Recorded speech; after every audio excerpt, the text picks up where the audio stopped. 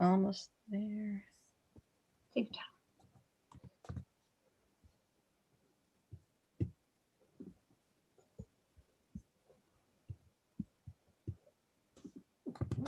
Okay. I think you should be all set and ready to go. Great. So I'm going to read our Governor Baker's order and call the meeting together to order at 6:34. This is the Trails Committee on February 9th, 2021. Pursuant to Governor Baker's March 12th, 2020 order suspending certain provisions of the open meeting law, Chapter 30A, Section 18, and the Governor's March 15th, 2020 order imposing strict limitation on the number of people that may gather in one place, this meeting of the Southborough Trails Committee will be conducted via remote participation to the greatest extent possible. Specific information and the general guidelines for remote participation by members of the public and/or parties with a right and/or requirement to attend this meeting can be found on the Towns of Southborough's website, https://www.southboroughtown.com. Will be conducted via remote. For this meeting, members of the public who wish to watch or participate in the meeting may do so in the following manner: by finding the meeting at https://www.southboroughtown.com/remote meetings. No in-person attendance of members of the public will be permitted, but every effort will be made to ensure that the public can adequately access the proceedings in real time via technological means. In the event that we are unable to do so, despite best efforts, we will post on Southborough's website an audio or video recording, transcript, or other comprehensive record of proceedings as soon as possible after the meeting. So, welcome. First order of business is to approve the minutes from the last, roll call vote, roll call. So who's here?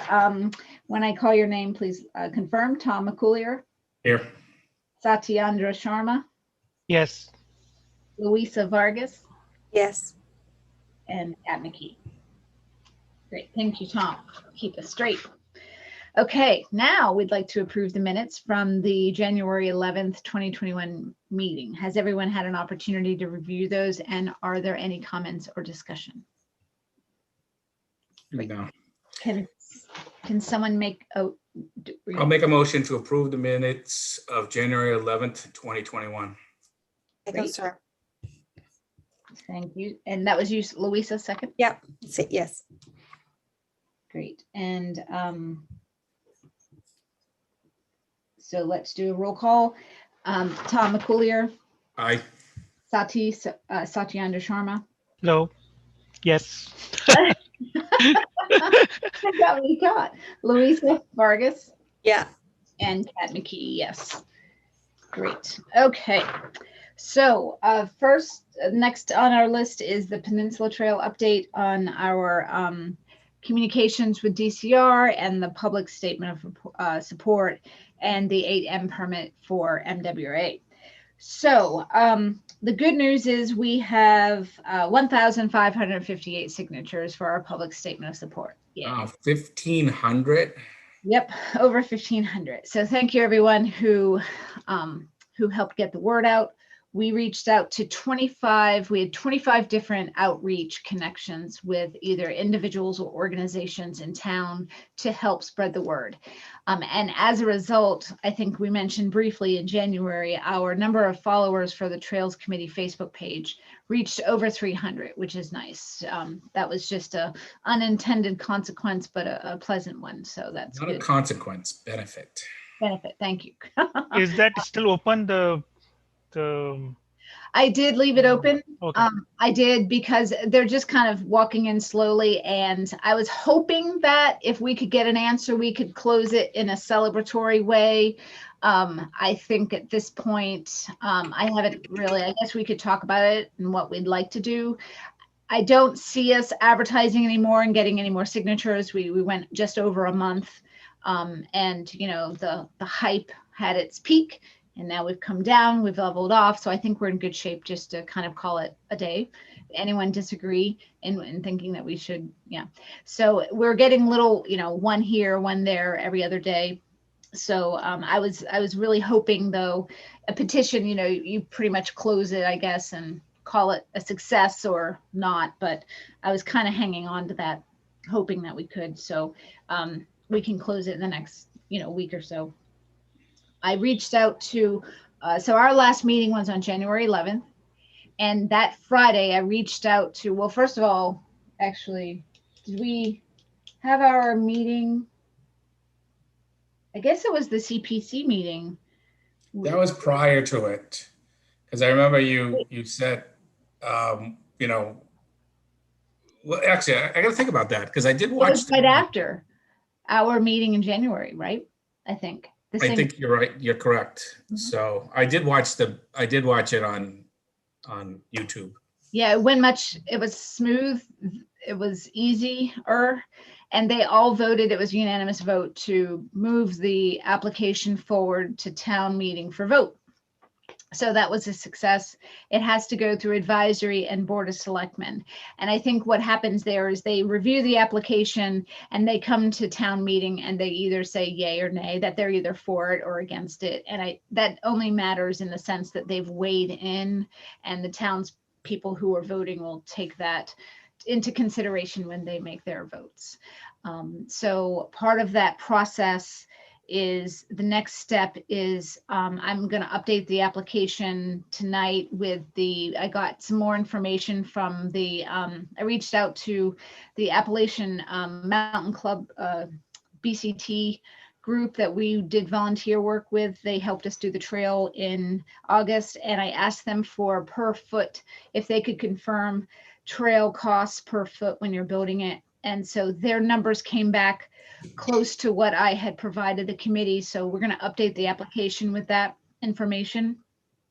And then that should be good. And I think there might have been one other piece that I was adding to the application. So that will be finalized today. And then the next step is we don't know when town meeting is going to be. The March town meeting was postponed. So I think there's an April date that may or may not get postponed, but will work as if it is the real date. So one question I asked the CPC is what can we have a listening session or a public information session for townspeople to come, and how do we get that word out about our application? Because we don't want people coming to the town meeting and this be the first time they hear about it. So we really want to and I think the petition, if you want to know the truth, now that kind of thinking about it in hindsight, pushing that out and having all of that outreach and reaching so many people, that in itself got the word out about this initiative. So we're kind of in good shape for that. We reached, I think the application, and we've reached over 16,000 people for page views. And so I checked with change.org because I wanted to make sure I was using that number properly. And I said, if we have 16,800 page views, what constitutes a page view, right? And she said, every time someone reads the petition, they open the link and they look at it. So maybe Tom, you had a few, and maybe I had a few, but when I go I kept my console open. So I was basically on the stats page and I wasn't reviewing the petition each time. So there's not 2,000 cat views, you know what I mean? There could be, but there isn't.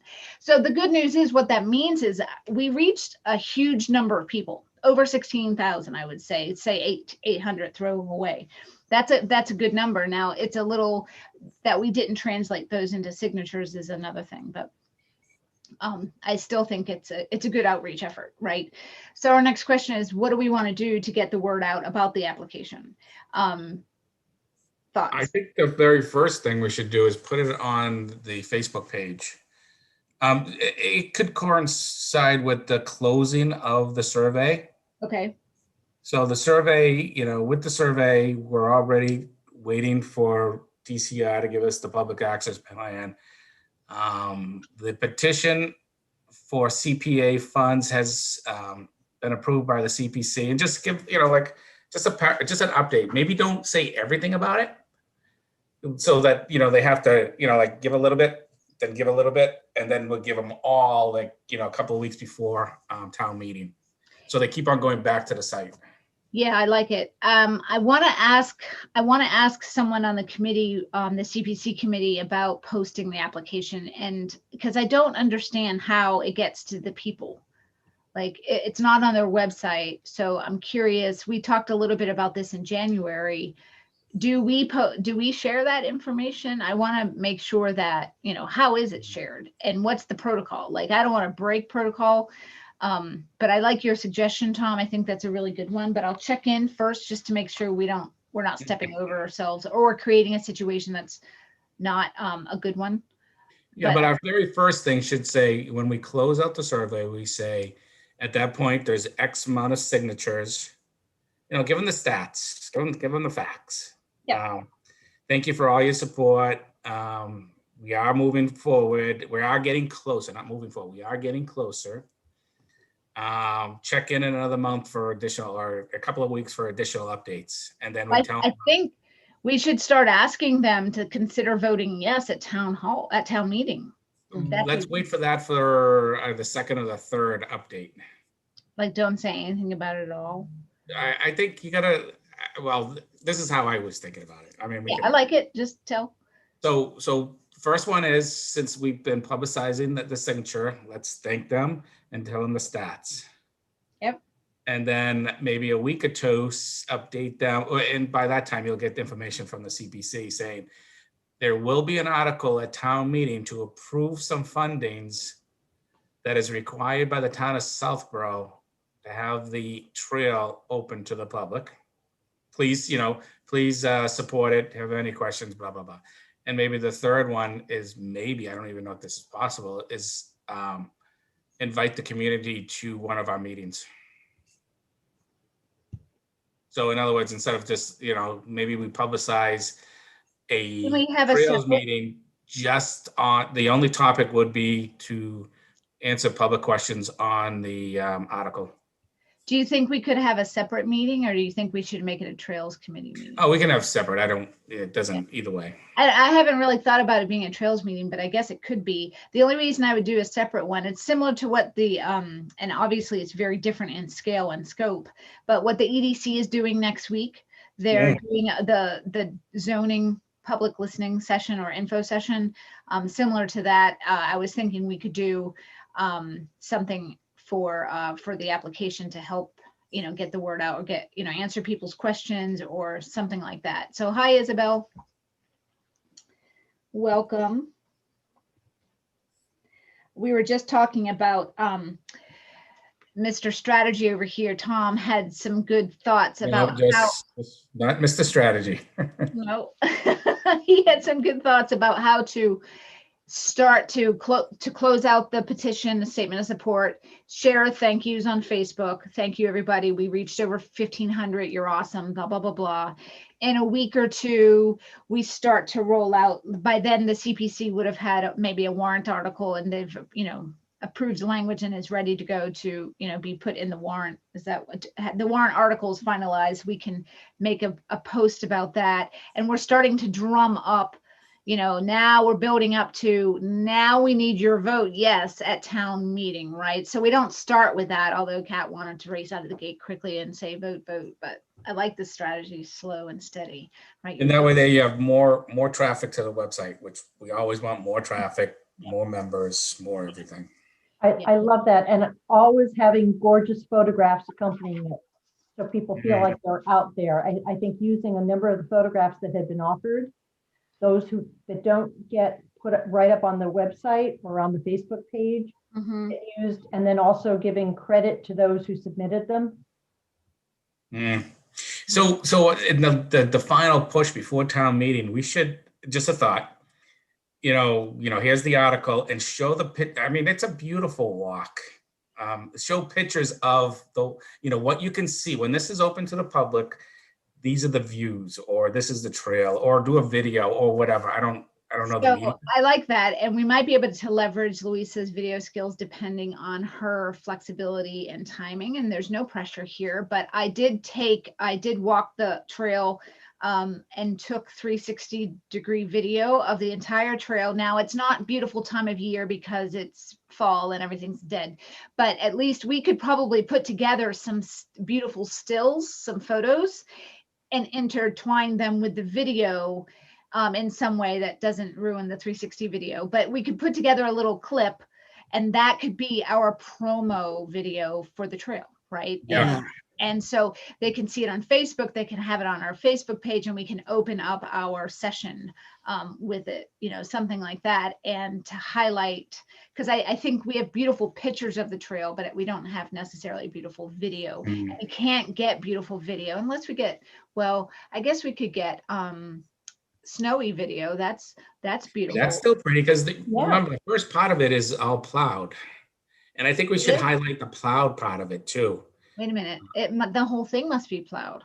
Oh, I'm just assuming they plow all the way to the pump station. I don't know Oh, if I they don't plow the either. whole thing.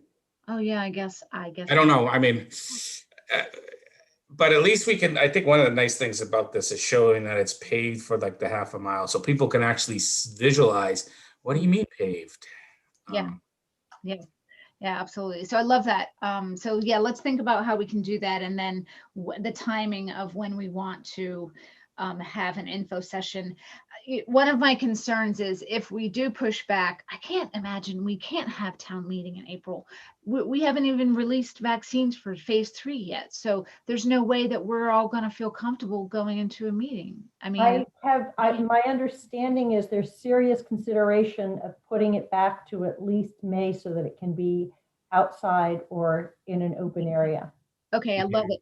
Yeah, I think they can't do anything. I can't believe that they would be able to do anything before then. So the Well, reason Sam, You know what? Look what Sam just said. town May or meeting will be June. June. Sweet. Okay, it was June last year, so that makes perfect sense. Okay, so I think we want to plan our timing of our, you know, info session not in March when they forget about it by June necessarily, but maybe, you know, targeting April, May, beginning of May or something like that. So it's fresh in their minds. And that gives us a little production time too. Does that sound like a plan? So Yep. thank you for your thoughts on that, Mr. Strategy Not. I'll be right back. Okay. So I just wanted to let you know, so on January 15th, that was a Friday, I reached out to Commissioner Montgomery for DCR, and that was our first touch with him. And I said, hey, we've reached 1,000 signatures on our statement of support, and here are 8 support letters. And by the way, we have this awesome opportunity. Can you help us, you know, get across the finish line or whatever? So I didn't get any word back. On the 20th of January, I reached out to Jamie Carr, who is our contact. He's the director of the Sudbury Wachusett region, and just asked if he had heard any updates. He had not. On the 29th, I reached out again to Commissioner Montgomery when we had reached 1,500 signatures, and I shared the good news. Good news that we have more signatures, and also the good news is our funding application was unanimously supported by CPC, and now would be a great time to get his support so that we could, you know, move forward. And so no word yet from him. On February 3rd, which was Wednesday? I reached out to John Scannell. Scannell used to be Jamie Carr's position. So I reached out to him and I let Jamie know so that everyone's in the know, and just asked if he had any insight into what's going on. And he said he has no idea when the process is going to get restarted, and that DCR is hesitant to move things that require public process without the ability to do so in person for in-person meetings. So I reached out and quickly and asked, is there a law by any chance that requires in-person meetings? I was just curious. I didn't say it in a controversial way. I was like, any insight you can give us, we can share with the stakeholders so they understand the holdup is this versus that. And so he didn't reply yet. So in the meantime, I have our letter to Dykema, Representative Dykema drafted. It's ready to go. And I wanted to, an opportunity came up. DCR has something called a stewardship council. I'm going to share my screen so that you can see the website. I don't know which one is. Let me see. Show all windows. Let me see. Okay, so let me see if I take down my, are you seeing that I'm removing screens? It just says it started screen sharing, but nothing's showing. Oh, it's paused. Resume. Okay. Can you see the website that I have up? Nope. You need to select that, I guess. Oh. Okay. Thank you. Awfulness. Okay, now you should see it. Yep. Great. So DCR Stewardship Council is an advisory council to DCR, and they're all about interested in getting helping DCR get things right.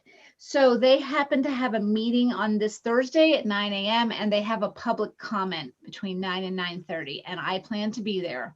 It was recommended to us from the Massachusetts conservation voters who help DCR get funding through, they lobby for DCR to get funding from the legislation. And so that was one of the contacts we made when we were doing our outreach for our statement of support. So we're gonna connect with them on Thursday, and I'm going to see if that will help us advance the ball.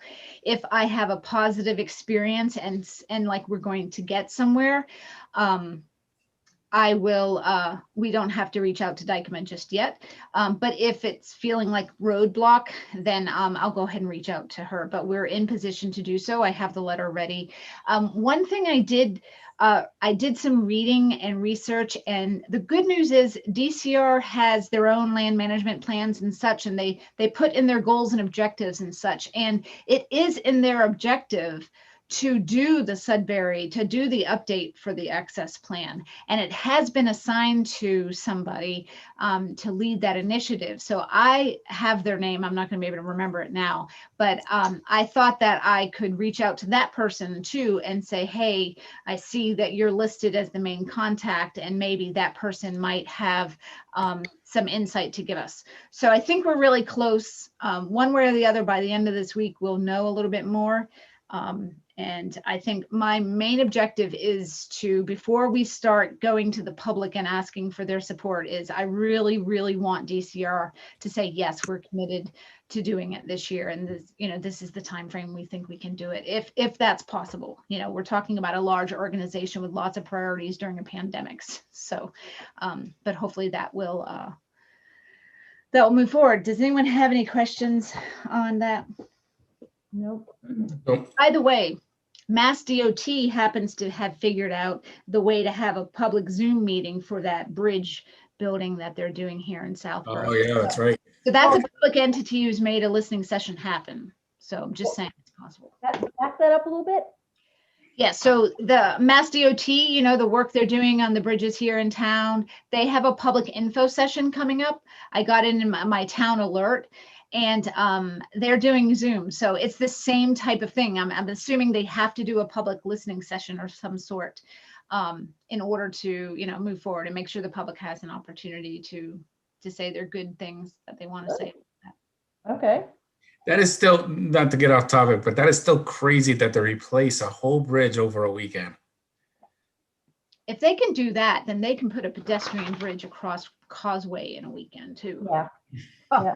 So what bridge are they? Oh, I can send you my email. All the Mass Pike ones. Oh, I just listened to this at 6 p.m. This works well. They're doing 8 bridges. Wow. Yeah. Where there's a will, there's a way. So every place in Southborough and Westborough that the Pike crosses, like on Route 85. I know there's other ones. What about Oak Hill Road? There's a. Yeah, I'm not sure if that's one of the bridges, but I remember there's like 3 or 4 of the bridges, and each weekend is one of the bridges going to get done, which still blows my mind that they could do that. So Nope, there it is. Woodland, Corderville, Parkerville, and Flanders. And they're going to replace them, not repair them, replace them? Repair them. Words matter, Tom. Words matter. Words hurt. They do. They're powerful too. All right, you two, I'm getting, okay, keep going. Okay. I'm sorry for that tangent, but I just think No, it's thank you. crazy that they can do that. Yep. So that's the summary there. And then the other piece is the ADA compliance. So Sati, thank you for reaching out to the trustees, and they sent some valuable resources that they use to help guide them in determining ADA compliance and such. And I think, you know, before we go and advertise this as an opportunity for ADA compliance, I would like a human person with experience in building ADA trails to come out to our site and look at it and advise us in some way, just to share their perspective, because I really want this to happen, but I don't want to be misled that we think it can happen and then we're talking up the application. We're adding all these we're leveraging it. I don't want to leverage it until we really know this is possible. I can't imagine why it's not possible if we can move the gate. And again, we need DCR's agreement on that. But, you know, I think, so anyway, so I'll work with you, Sati, because I would like to reach out to that person. I think his name, it was Winslow Dresser. What a wonderful name, right? Winslow Dresser. So anyway, I'd like to reach out and see if we can find somebody. He said he would be willing to connect us. So thank you. That was really useful. But I'd like to do that on the sooner side. So I'm going to race to the email to see if we can get something set up in the short term, because that will help guide us in how we need to move forward. Okay. Any other questions or comments on that piece, those pieces? Speaking of ADA, the self-evaluation and transition plan. So the town is undergoing an evaluation, and I would like to, the Trails would like to be a part of it. I think Trails was mentioned once. Tim Davis mentioned something, but the first meeting they had, which was last Tuesday or Monday, the Zoom recording got corrupt. So we have to wait for the minutes. I will plan to be at the future ones. I think that will be, it's great synergies for what we're trying to do. So they're really assessing buildings and such, but there is an aspect of it that may relate to trails. And I think it would just be good to kind of get involved. Even there may be some connections of people who could help us with what we're just talking about. So I think we'll keep our ears open for that, and I'll let you know any new updates. Next on our list is trails maintenance updates. So best news ever was DPW. Thank you for plowing Route 85 trailhead and Chestnut. It was near Chestnut Hill Farm. So it's the old Northborough Road and Route 30 trailhead where Zane Walter had his project. So over the weekend, I went out on Saturday, and you saw the Facebook pictures. There was lots of people out parked at Route 85 where they've never been able to do that before because of the snowbanks. You can't get in there. So that, and I saw people out snowshoeing, and we had pictures. If you didn't see, someone posted a picture of her and her children, or the children that were with her. So that was great. I'm very excited about that. And so I sent a thank you to DPW for that, because a handwritten thank you, because that was super fun. This is just a suggestion. Do we want to put on our Facebook page suggested parking with the amount of snow we have this year? Because like they said, those two are good. The end of Ward Street is perfectly fine, the cul-de-sac. Yep. And And Parkerville. Parkerville. Oh, Parkerville, where the little The school. telephone thing is. There's a few parking spaces there. Do we want to put that on the website saying? We could put it on the website. I did put it on Facebook. I did post as a follow-up, I think it was on Sunday. I was like, oh, by the way, you can park here, but you can also park here. So let's put that on the website. That's a good idea. Are those the only, well, it's a total of 4, unless somebody knows any other good. Yeah. You got Parkerville. Can you, I haven't been down Middle Road. Can you park by the cemetery? Middle Road. So there was a car that parked, but it's kind of tricky. If there's a lot of snow bank, it's hard to get to. But there was a car that parked on the side of the road. I ran into one of the pictures I posted on Facebook was of a couple people were cross country skiing on the Fay Athletic Field off of Middle Road. Yep. So thank you for that suggestion. I will make that happen. And then spring planning. So I think we should talk about, maybe it's a little early, but we should talk about how we want to tackle spring cleanup. We can wait till our March meeting, I think, for that, because we're not going to be going out there with stuff now, but talk about what sections, now that we know from last year and our assessments, our observations of what trails are going to need the clippings more than others. We can come up with a strategic plan. Maybe we do a work party a month for the first couple months to get things cleaned up. And we can also start to reach out to MWRA and ask them if they can mow a little earlier. We had talked about that during one of our last meetings about the maintenance plan. We want them to see if they can get that done before June, because people start using it really in May and the grass grows up pretty high. That reminded me when I said MWRA. So I did also reach out to MWRA, Sean Nevin, to ask them about the 8M permit, because we focus a lot of our conversation on the DCR access plan, but there is also MWRA's 8M permit that we need to get executed, which gives us access to that sliver on the other side that's closest to the dam. So I was wondering even if we could move that forward in any way and that provide a little positive pressure to DCR to do their part. But I haven't heard back. So I'm hoping that Sean will be able to give us some, and I think I have to update the application and resubmit it anyway. So we'll try to do that in parallel as well. So that's 2 permits for that section of the trail that we need. Okay, next, grant opportunities. So so last year we went after the Choate Fund grant. And so if they do another one this year, we talked a little bit about the committee going after it. And I want to put an idea out there. Would the committee be open to partnering with Stewardship Committee? The Stewardship Committee oversees Breakneck Hill, and I also serve on that. And they oversee the town forest, and the town forest has trails, and they're in need of some trail names, some signs.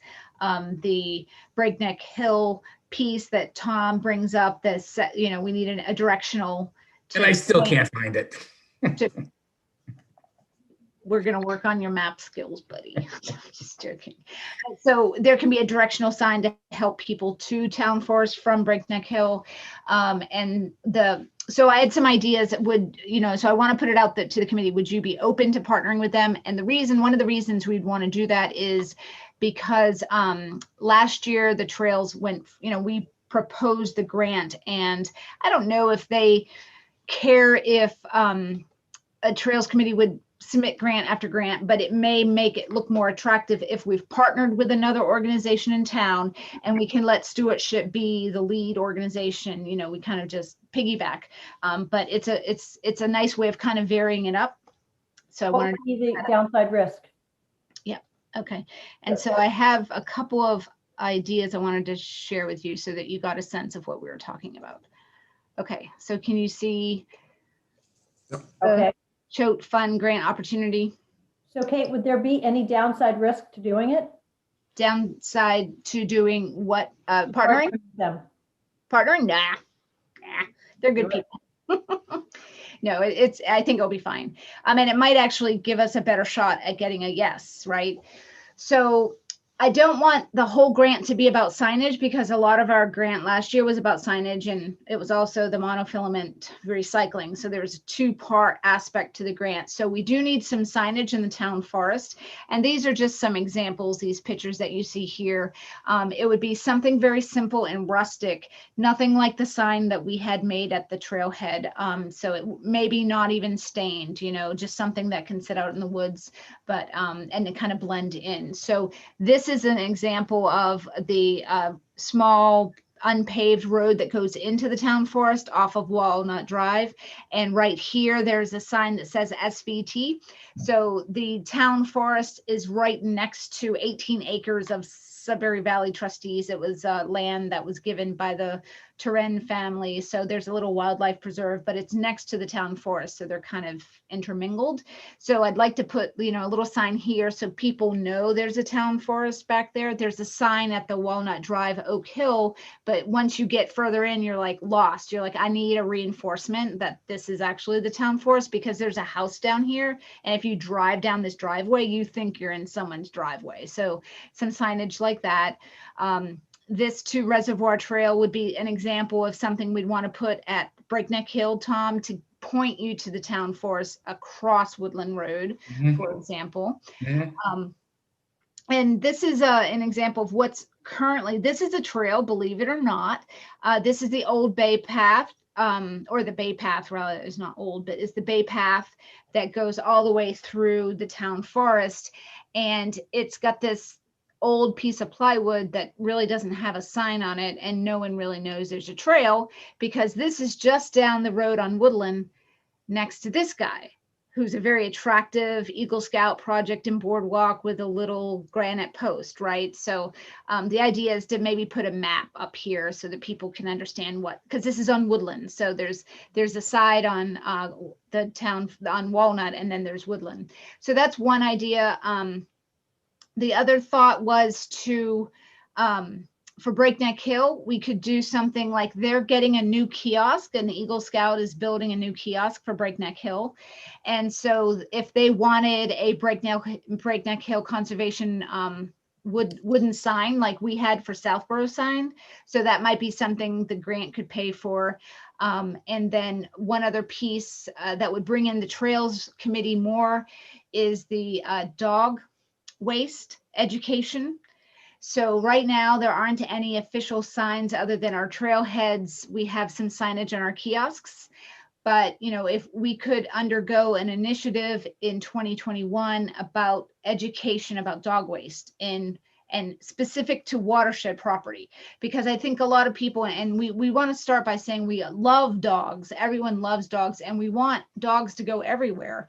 But unfortunately, because of the protected watershed that we're in and the backup water supply that the reservoir is, it creates a challenge, and we have to strike a balance. And so I think as a Trails Committee, we should do more initiative to help educate people about the dog waste in a positive way. And I think some signage and kind of an outreach around that would be helpful. So I'll stop there and Yeah, I have a point there. So if you look at Burrows Loop Trail, you know, that side on the, you know, near the Parmenter, Nicholson, you know, that crossing, yes, right? So there's a big sign there, or people still ignore it. So if we put the sign, will it not be like, I mean, do you think Ignored. that people will have any impact right. on their behavior?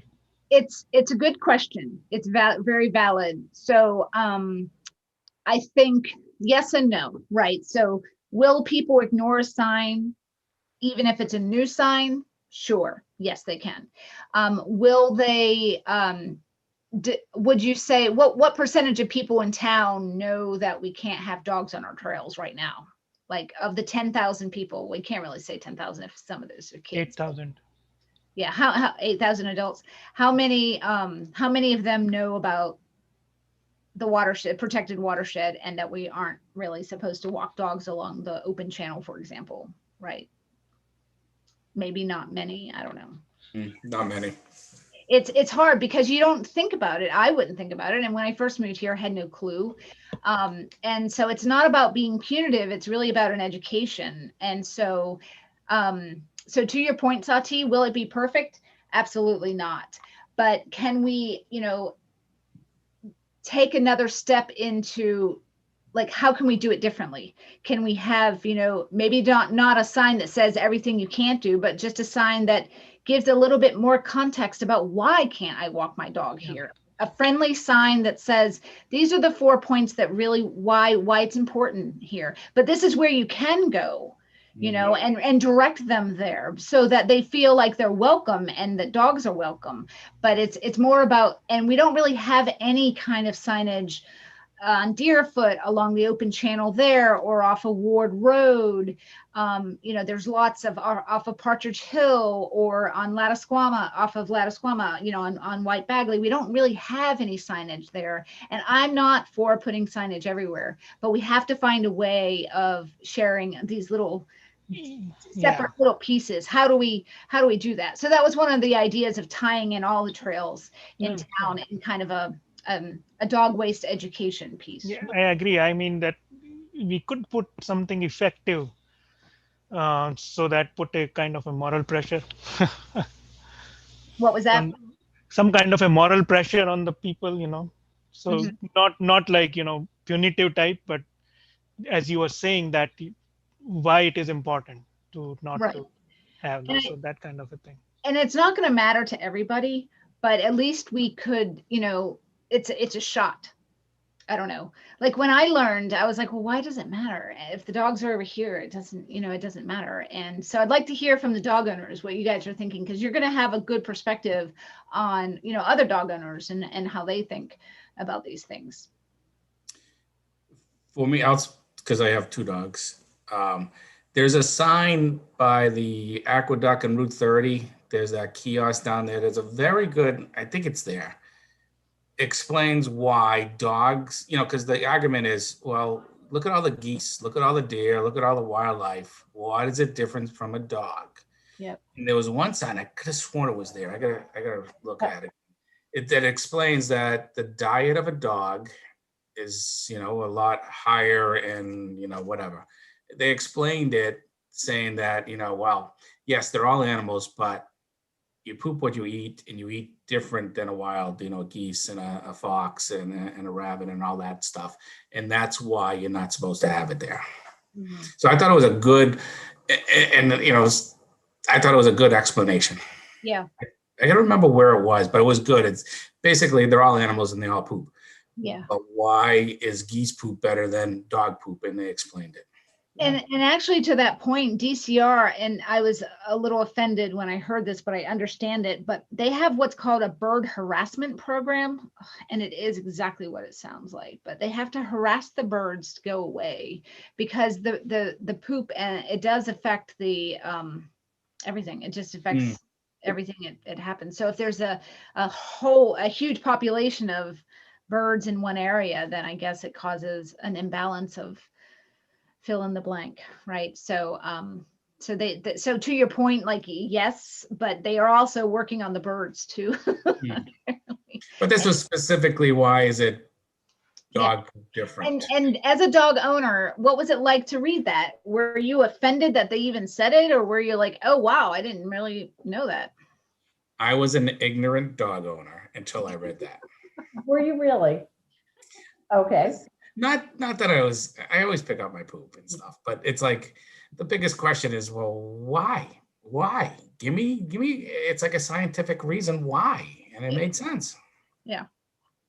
Which I have to admit is, again, you know, I've got that incredible balance about, I love running with Rory. I love seeing him going across the trails, all of that. So I was trying to justify it, but then seeing that information, it's like, oh, okay, that makes sense. So you're right. So I don't want to, you know, but I understand it makes complete sense now. And I think it's a really good lesson. Yeah. And that's why all this stuff you're talking about, Catherine, I am 1000% into it, because the ability to have a larger dog acceptable area in town, you know, breakneck going into the town forest, to me, that's a win-win. And thank goodness we have these resources, because, you know, it's so, I think every community needs a place for your dogs to go, you know, and it just so happens that we are in a watershed, which makes our trails a little bit different.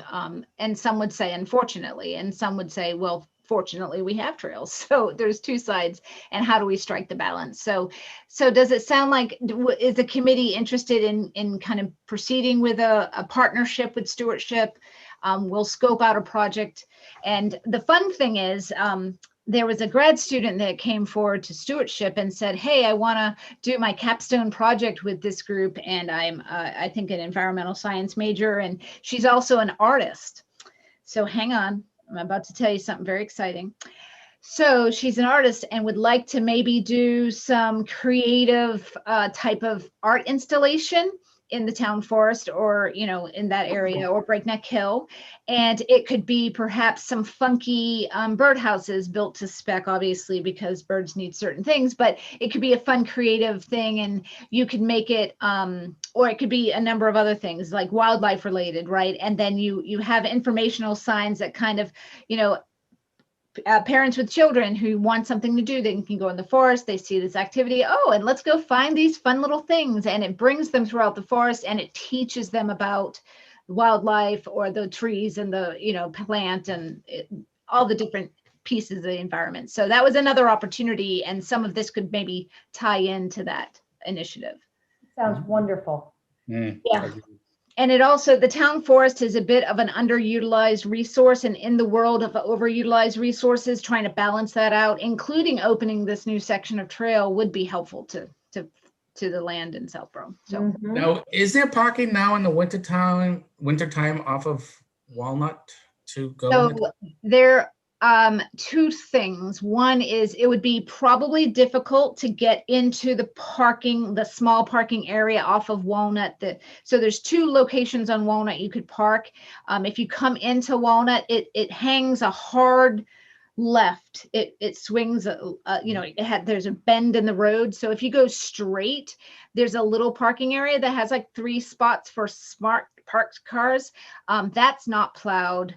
And so I wouldn't go back there, or you might not come out, but you could go down all the way down Walnut, take the bend and go to the end. It's a cul-de-sac. So that end is kind of, but then you kind of need to snowshoe your way in, because the trail, you know, you've got a big pile of snow, and that's a lot of fun to climb over. So if you're up for an adventure, parking on Woodland is a little tricky, because it's, again, on the side of the road. So you're going to have big places to a big snow heap of snow. But there's also a couple spots, I think, on Kidder Lane, but I don't know if they're plowed. They're right at the end of Kidder Lane, and you just walk along Woodland. So it's tricky to get to the town forest in the winter, Okay. unless you use one of those options. But One last question about the stewardship and the dogs. yeah. I have noticed that Breakneck Hill, they do have a rubbish barrel there now. Yes, it's new. And Is that something, if we're gonna, the thing is, I think it's really a good idea.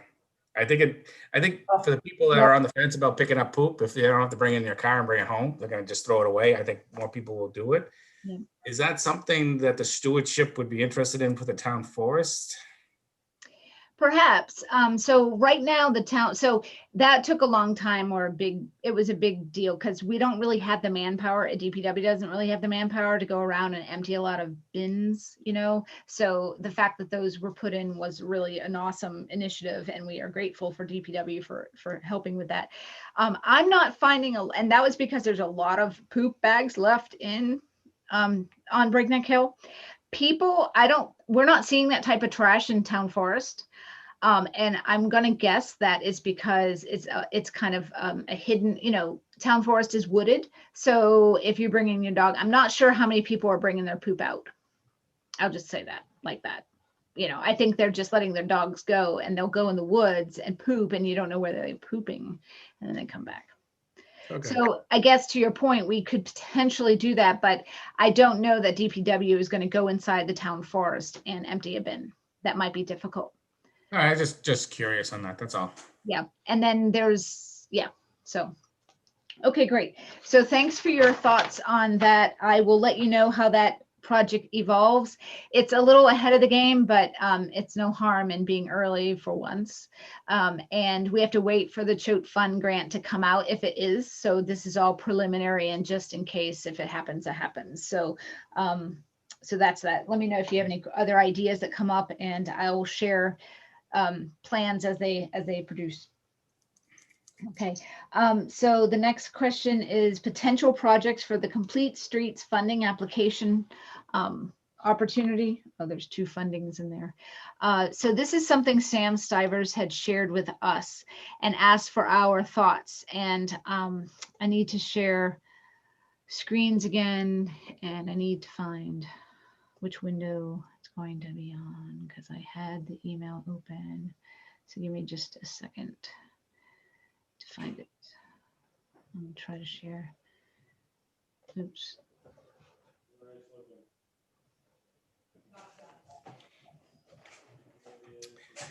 Hey, Sam, I know you're listening. Is this what we just got for the sidewalks around the cemetery and stuff in the town common? Is that the same grant, the Complete Streets?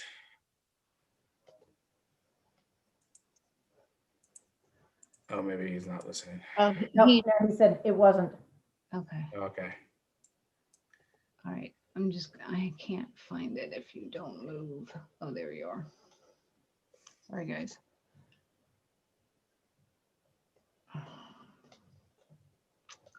All right, I'm going to go off memory. 2,537 in your inbox, 4,560. Tom, you're not supposed to read that. Come on. Oh my God, that was my work email. Stop. Okay, so I'm going to go off memory. Basically, there's an opportunity. The Public Works Planning Board, they are submitting projects to the state. This funding, you basically have to provide a list of potential projects that your town may be interested in. And you can only do this once in every 5 years, or we'll say that's what we believe. And so we want to have a really complete list in case some of these projects can be funded over a period of time. So he wanted to reach out to a few organizations, committees, and that might have an interest. And he reached out to us to see if we might have some ideas. And so a few ideas that would work in this case, for example, would be the crosswalk at Route 30 and Central Street, right? We need to put that in. And if we can't get it funded with our DCR grant, then, can we have it on this project? Another option would be, for example, the Route 30 Causeway. Can we build a pedestrian bridge on the side of that to connect across the causeway if we can't get access to the CSX railway, for example? And then another option would be the Route 30 bridge at the Framingham Town Line. That's right near the connector of the trail section we just built that we can't get across. And so these trails go across these areas, things like that. Oak Hill Road, there's a sidewalk missing. It stops midway up. Can it go all the way? And that actually impacts, there's a Bay Circuit Trail that goes off of Oak Hill Road. So that's an idea. And then maybe a bike lane on Route 30, stuff like that. So do you guys have, there's also a crosswalk that could be put in place that would help connect Hopkinton. There's a little connection that they're trying to make off of Aikens Road, which is near the train stop. We don't talk about it often, but there's a little section, if we could put a crosswalk that eventually that will connect. You can go to Hopkinton Town, you can go to the Hopkinton State Park and walk across, some land and cut out all the roadways and actually connect to the train station. So, so those are some thoughts. And so he needs an update from us on lists, and I'm letting you know about that if you have any thoughts or, we could put, I think, Tom, you'd mentioned any kind of crosswalks that need updating throughout town that are hard to see and could use some improvements. We can do those. Yeah, that would be the only thing. I mean, I love the ones that you said. Route 30 down, that was it the Stony Brook little creek there, get off the road, all those things. Route 30 Central Crossing. Yeah. All those I think would be great. Is the East Main Street one on that list too? Yes, I think you. Yes, for the sidewalk stuff, yes, because I go down there now and it's just, nobody stops. Yeah, Framingham Road is really dangerous, that whole section. They fly down there. And so I think, Isabel, are you referring to the crosswalk for the Sudbury Reservoir? I'm referring to both of them. So the one right at the very end of East Main Street. Yeah. Where it crosses Framingham Road. And then exactly as you said, if you're continuing on right before you get to the causeway. Yeah. Where right by White Bagley Road, there's so much more traffic there. And yeah, how that's a good thought, Isabel. It's awkward when you go all the way to the point, what I call it, where the tower is, and we come back up to the road. Yep. Really, you got to go all the way. It's not obvious where you would cross again. and it's dangerous. It's dangerous, And the yes. irony is that that is approved trails for us. So unlike other areas where, we're going a little bit off trail and back on trail, those are both approved trails. So you would think that it would be easier for us to get a crosswalk there. So we actually probably need a crosswalk there. I never really put that on the list, but a crosswalk at the Framingham Road / White Bagley / Route 30 intersection, because there is no real safe way to cross the street there. You just have to run like hell and hope for the best. Exactly. In my dream world, at some point, there would be a crosswalk and a walk sign, but let's start with a crosswalk. Yeah. Okay, thank you. So I'll put that list together and send it over to, and it doesn't mean any of it will happen. It just means that if there's an opportunity for funding, it might happen. And if it's on the list, it has a higher probability of getting an opportunity to come. Perfect. Yeah, and I guess, again, to reiterate it, because there are arrows for both sides, and because there is the variance to let the traffic go, talking about putting a crosswalk and then, a walk sign wouldn't be that difficult to do. Yeah, I like it. Thank you. Awesome. Okay, anything else on that? Before we jump off this, again, I don't know if this would be part of the grant or not. Is there, if we got access to, okay, so you go across East Main, you go all the way down to the water, right? And everybody goes to the right, goes to the point and comes back up. Have any thought about taking a left? And will that connect you to 9/11? Yes. So if you go all the way down, yes. If you follow the water, if Oh, they gave us Yeah. access to make a trail from East Main all the way down to 9/11. Is that even? on the along the water there. Yeah, I know what you mean. I've actually thought about that. I was like, can we walk in there? Like, is that that's a good question. The trail itself is supposed to be away from the water, up closer to Framingham Road. Yeah. But yeah, if you look at our maps, there's supposed to be a capability of doing that. Because that would connect, I mean, basically you can, hypothetically, if that connects to 9/11 and you're close to where Parmenter is and stuff, you can actually circle an inner circle around the whole reservoir. Oh, right. I see what you're saying. Because you pick it up by Pine Hills and, the Nichols and Yeah. way down that side by. Wait, no, because it goes into, from 9/11, then it goes all into Marlboro, Yeah, see, I and don't, it's closed off there. but again, if we actually did it there, then we have parking at 9/11. That's what I was Yeah, thinking. that would be amazing. And we've got that little loop at 9/11 already. Yes, you have two loops, then you can go and there and back if you want. So this, I didn't know if that was ever even thought of. Thank you. So let's keep that in mind in case it is something we can make happen. Okay, so next on our agenda is the contest. Okay, so thank you for everyone for voting. So funny story, can you see my Excel right now? Yes. Oh, thank God.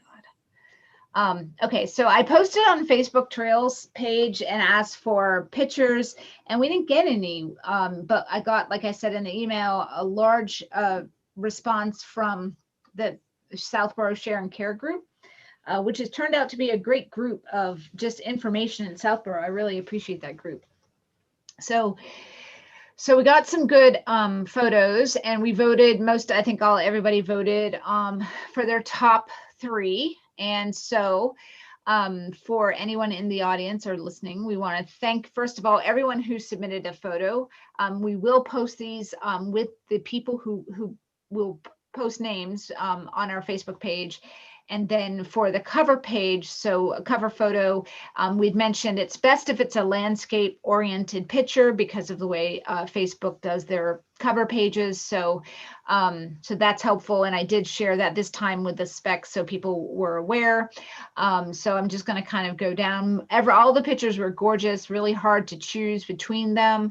Letter D got a lot of votes. That nice blue sky, and I think that's Breakneck Hill. That's a beautiful picture. E is also a beautiful picture. F is also, I think that's Breakneck Hill. G, I think, is our winner. So congratulations to to G. And actually, while I'm here, let me just share the name of the individual who posted that. His name is, hang on, I'm sorry, I wasn't prepared for this. Okay, so his name is Brian Butterfield, is the winner of our winter Facebook cover page contest. Woo! Thank you, Brian.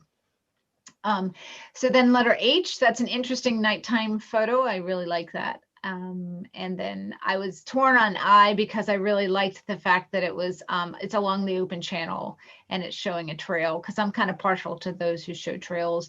And J is a great one. That's on open, that's the open channel too.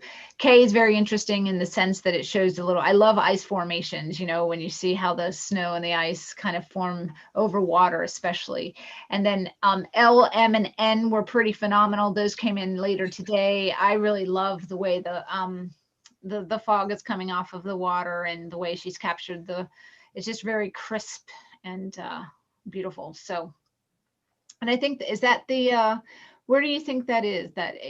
Is this? I think that's Middle Road, I would guess. Middle Road? Yeah. Yep. So anyway, so that was very successful. We had, I think, 15 submissions, and very cool. So we'll post it up tonight and make sure everyone gets their accolades. And yeah, so that was a little fun thing to do. Thank you for everyone for voting. And to close out, so 2021 project planning, a couple things. So BCT, the work group that we had help us build out the connector last fall, Christine Viola was the program coordinator. She's moved on to another position, and Aaron North, he was actually one of the volunteers who came out to help build the trail, is now the coordinator. He reached out about an opportunity in 2021 to have their work crew come out and do some more. They have a much smaller crew than now. They're not doing the youth crew. COVID changed some of their programming this year, but they asked if they could help with the Bay Circuit Trail off of Oak Hill Road. So this is also something I'm going to want to share screens.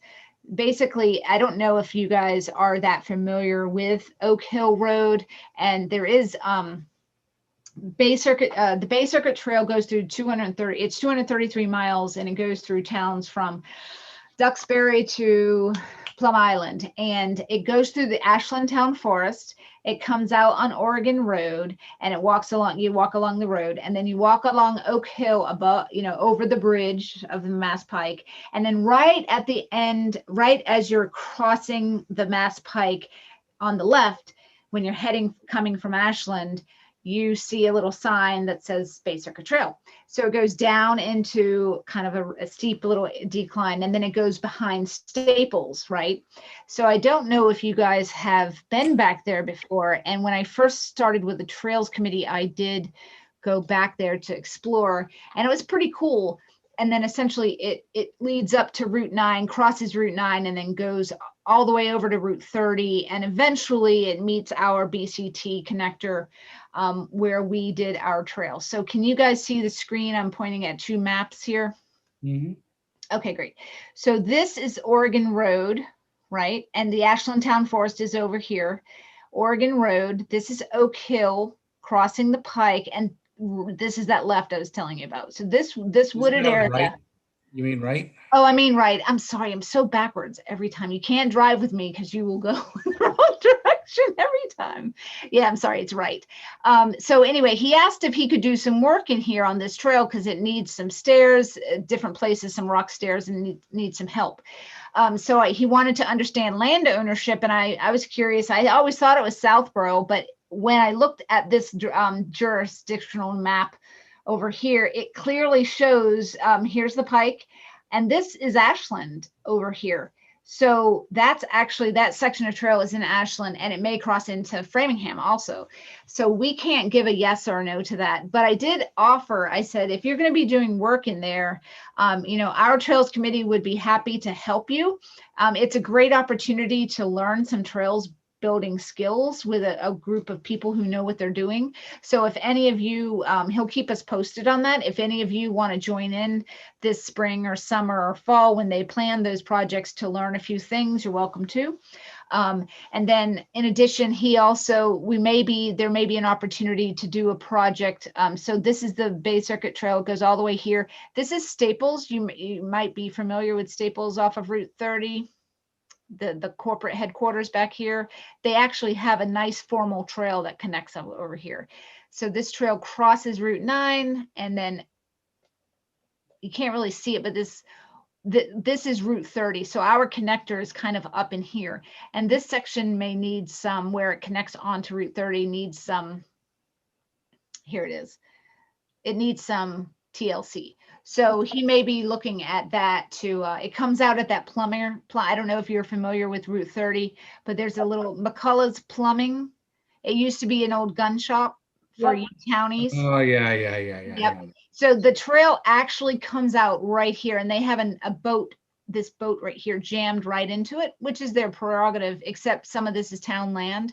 So the question is, if you're a trail walker, you're not going to know this is a trail. You're not going to feel comfortable coming out. You might feel very scared, because you're in someone's, backyard pretty much, but there's an opportunity to kind of clear this up. So he's going to take a look. We're going to do a site walk and see if there's a 2021 project we can do. So this is really just about sharing with you guys, letting you know that might be coming up in 2021. Yeah, look, just to clarify, so we have access. This is approved trail? Yep.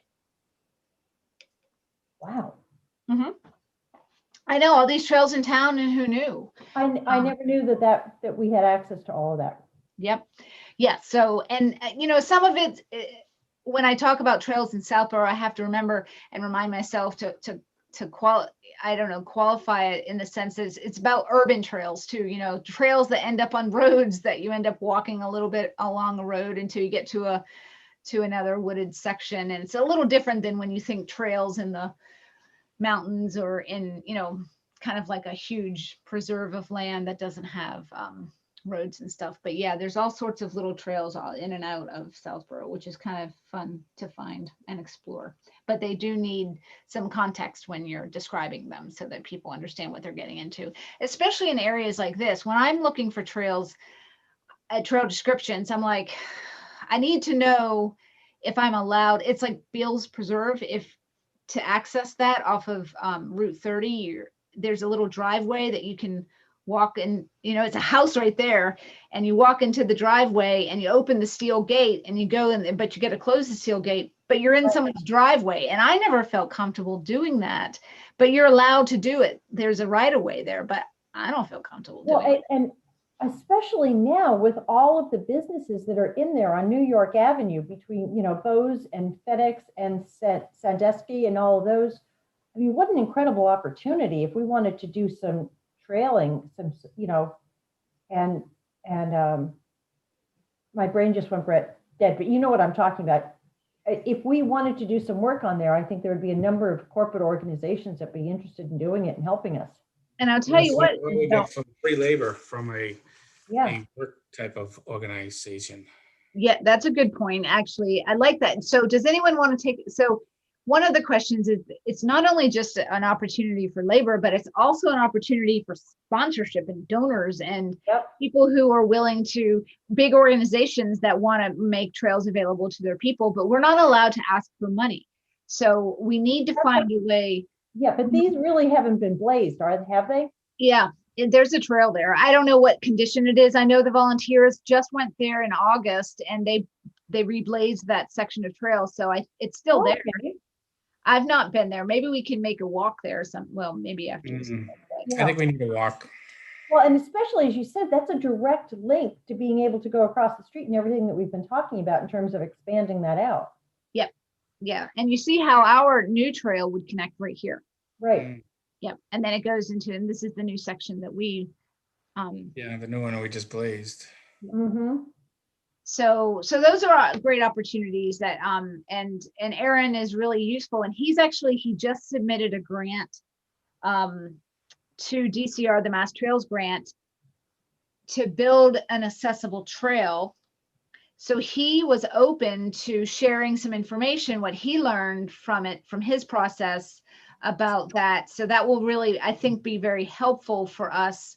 And it was a good connection to make. He was very willing to share information to help our future grant proposal. So Mhm. that was really awesome to do. But if we can think about, like, there has to be a way to communicate with local businesses to, because it might be that, you know, some of the matching funds, if we end up in a situation where we need other funding, but we can't ask for it, how do we incorporate?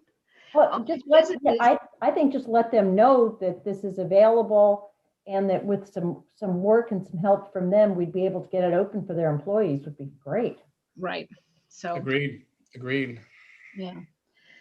Anyway, so that's that. Oh, and I do want to share one more thing, and I'm sorry, I get excited, but so Tim Davis reached out and said, hey, I've got these things, these trail boxes, trail maps.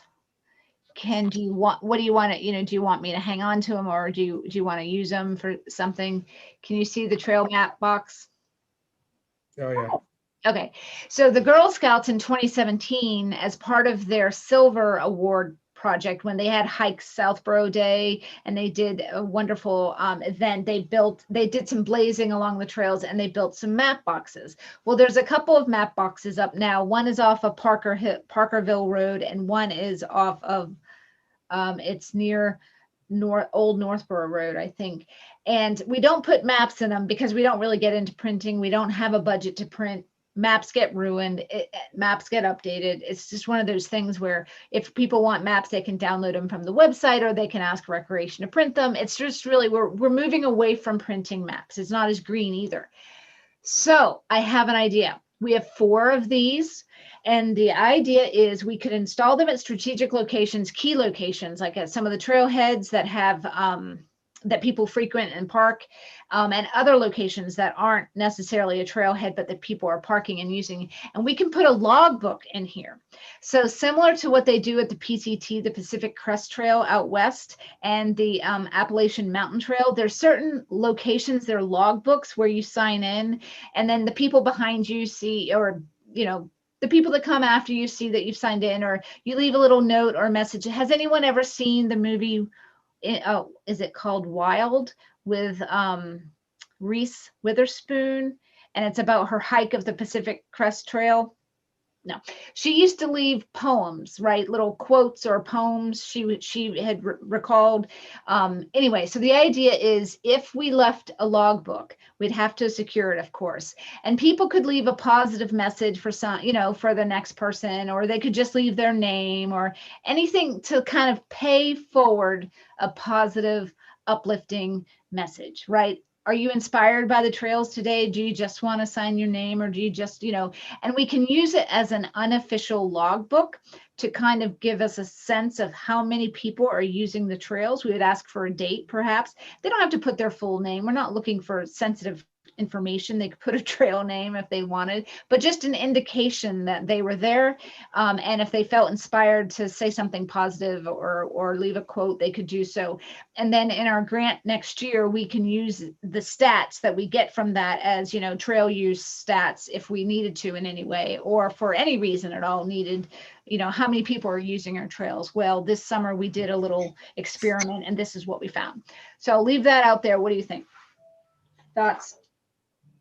Yeah, I mean, I don't know how many boxes, but do we want to 4. put them out now, like in a couple of key locations, to see what's going on with them? I mean, I always go to the same location, so I'm probably not a good person to ask, but which is it very popular? It seems to me the 85 by the cemetery, to put one of these boxes there. Absolutely. And then Old Northborough Road, just because both of those places are plowed. I'll go install one if you want. Yeah. But wood, is this wood okay to, to be Will it left in the elements? Right. So the wood, so there's 2 boxes out there now, and they're still, I don't know if this is cedar or pressure treated, I'm not sure, but they're still working boxes. They still open up and they're great because that's what happens with wood outside. But yeah, they're still in working condition, and that was in 2017. So it's been that many years. You can do the math because I can't. Mm, So any thoughts? Yeah, let's see what, I mean, a lot of people are using the trails now, so let's put them out. Okay. So we'll have to have some sort of, message and a little outreach about it. And we might not get a lot, but it might be fun to see what we get. And if it's if it doesn't go anywhere, it doesn't matter. We could, I don't know what else would stuff in there. Dog poop bags. I did think about that too, but you're not supposed to have dogs on the trails. So then that makes I sense. know. I meant One the of my used concerns ones. that I meant the people would- used ones. That's my Ah. concern, that people. Oh, yeah. That's right. We've said if you give them a vesicle, some sort of vessel, they'll stick something in it for sure. Yeah. But the good news is we haven't received any poop in our monofilament recycling bins yet. That's good. Thank you for bringing that up. I know we separated who collects out of which one. If anybody has some of that, I'm gonna package it all up. There's a place in Rhode Island that I got the address from. I don't have it now with me. You mail it to a place that disposes of it. Okay. So my That's- idea is to fill up a box until it's full, then I was gonna mail it out. So I don't know if anybody already collected any. We collected some at trash day. Remember, I have like a Yeah. whole trash bag of it. Okay, good. So maybe next time we hook up, I'm not gonna mail it out probably until the spring. Okay. I'll put it into the box, I'll swoosh it down and, tie it up into the box and mail it to that. Great. I forgot where the location was. Once I So find it again, I'll So let you know. some of the debris, some of the line is it's wrapped in, there's some wood, some branches and stuff like that. I guess I have to kind of take some time to free it. I imagine they're gonna do some kind of like processing, melting or whatever, so. Yeah. I wouldn't kill yourself to that. I was, like I said, I do have a shoebox. That's what I'm saying. It's a really thick cardboard shoebox size box, and that's what I was gonna put it in. Yeah. Because it's just a thick cardboard. It's like really heavy and thick, and I was just gonna jam as much in there, tape it all up, send it out. Perfect. Thank you for doing that. I appreciate that. So, Yeah, I have a lot for you. all right, and then if anybody else collected any, just let me know. Otherwise, I'll go around in the spring and collect. Sweet. Great. Awesome. So I think I want to celebrate that this is our first full meeting. Yay. Thank you for being here, everyone. So that's great. And we need to schedule a new meeting. All right. So looking at March.